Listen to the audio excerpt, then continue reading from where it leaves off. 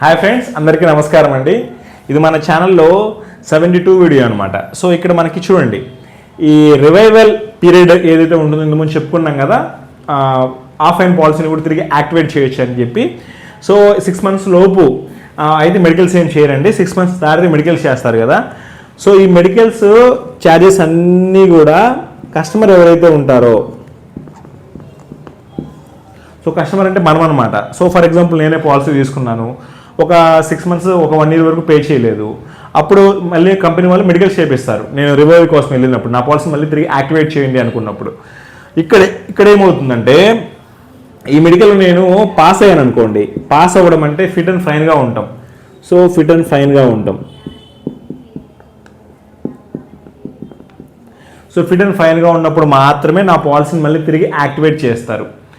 ఒకవేళ నేను fit and ఫైన్గా లేననుకోండి, నాకు ఏదైనా హెల్త్ ఇష్యూ వచ్చిందనుకోండి, ఏదైనా సరే, బీపీ, షుగరు, థైరాయిడ్, కొలెస్ట్రాల్, మనకి హెచ్డిఎల్, ఎల్డిఎల్, తర్వాత మనకి ఏదైనా సరే లాట్ ఆఫ్ మనకి బ్లడ్ తక్కువ ఉంటాం కానీ ఆర్బీసీ కౌంట్ చాలా ఉంటాయండి కండిషన్స్. అవన్నీ నేను మీకు ప్రీవియస్గా చేసి పెట్టాను, చూడండి, హెల్ప్ అవుతాయి మీకు.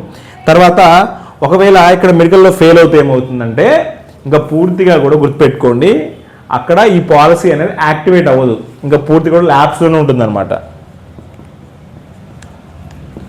మరి అప్పుడు ఎలా అండి, నేను ఈ రివైవల్ పీరియడ్ కోసం నేను మనీ పే చేశాను కదా.